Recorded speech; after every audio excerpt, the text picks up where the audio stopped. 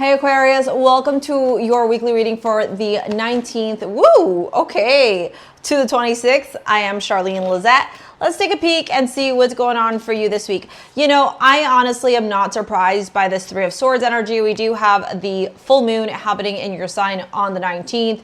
So, you know, with this energy here comes accumulation. That's essentially what happens during a full moon.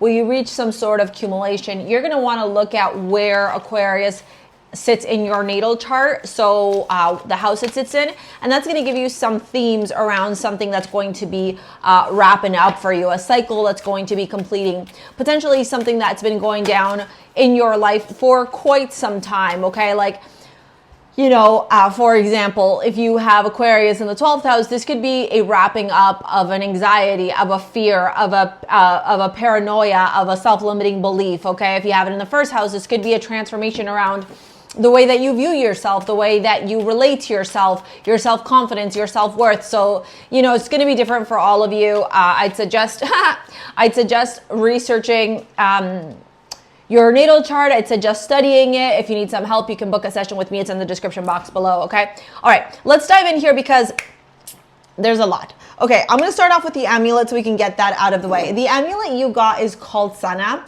It is from StarSea Jewels. Sana is all about self-love, your self-worth, your self-respect. It has everything to do with healing your heart chakra to make space for that which you deserve and desire. So this could look like healing after a breakup so that you can make space for a new romantic relationship. This could look like forgiveness so that you can let go and, you know, welcome in abundance or new friendship. It has everything to do with here. So if you've been suffering a lot from your shoulders or a lot from your rib cage or just up, like, what are these called? These things, collarbones and whatever these bones are that are part of, I think they're part of the ribs, right? Anyways, anything around this area, that's the universe kind of saying, hey, we got to like crack this open. We got to let go of this. We got to release it because it's not serving you anymore for your highest good. We have a waning crescent here as your astrology card. And this amulet has morganite, rose quartz, and green aventurine. So waning crescent is the placement of the moon, okay? It's the cycle that the moon is in. And when the moon is in a waning crescent, so that means it's gone from full and it's going to new, so that's going to be like the cycle in the next 2 weeks or so. It's about surrender, it's about release, it's about a reflection, it's about intuition, it's about stillness. It's literally about looking back, honestly, to how far you've come. You know, if I'm, you know, being really candid with you, you know, I always like to say, if you were my bestie and we were sitting down together having this conversation, my conversation would be with you, like, are you able and capable to look back a year, 2 years, 3 years, and really see how far you've come and not react, not respond, not be in this energy of like negativity or frustration, but rather this place of self-acceptance. Can you be in this space where you are rejoicing, okay, in the elevation of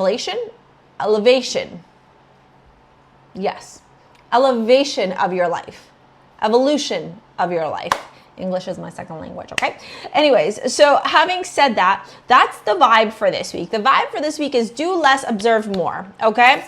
The golden children, inner child, tenderness, innocence, rare gifts. I love this oracle card because it's a reminder to me when I look at it that whoever I'm reading for, that this card shows up for, has really special gifts here on earth. And sometimes those gifts get masked or forgotten or, you know, put away in a box, in the basement, in the closet, and whatever description you want to use. And this is going to be a big time for you where you're going to be really stepping into that power and remembering those gifts and starting to emit them out into this world. Like you are shining your light out in that energy now. The fact that you got change here, I understand that nothing can grow or evolve without movement, is just another confirmation for that, right? Like there are so many big, ginormous changes that are happening in your life that stagnation or trying to stay still would not benefit you. Also, the energy, like honestly, until the end of August, and then we feel it a little bit in September, and then October a little bit, and then we feel it again in December. So like for the rest of this year, it's, can you flow with change? Can you be in the embrace of the journey? Can you sit in that boat and allow the waves to take you from one way to another without trying to force yourself out of the flow?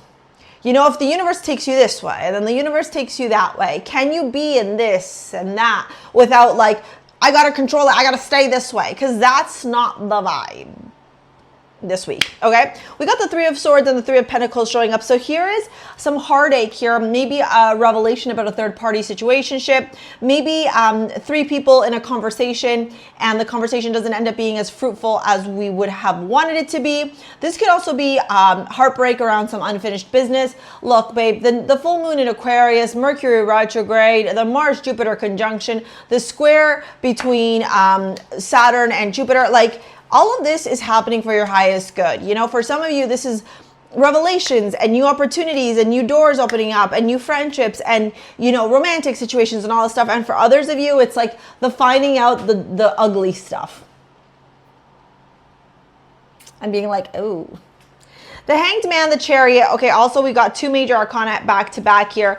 Is an indication that the more that you're able to step back, Aquarius, the more that you're going to be able to charge forward. Kind of counterintuitive though. However, if you're just like pushing, you may not know where to go. You might need to take a pause so that you can observe and then direct yourself accordingly. Ten of Wands, Six of Cups. This may mean putting down the wands on something that has been a lot of work for you, something from your childhood, something that has to do with children, something that has to do with nostalgia. This could be finally putting down the burdens, maybe carrying like past memories, past pain, past suffering, all of that stuff. And with the Ace of Swords, it's cutting through the BS and starting something new. I love this for you. I think overall this week is really powerful for you. Let's dive into your love reading here. Okay, if you want to book a session, you want to work with me in any capacity, it's all in the description box below.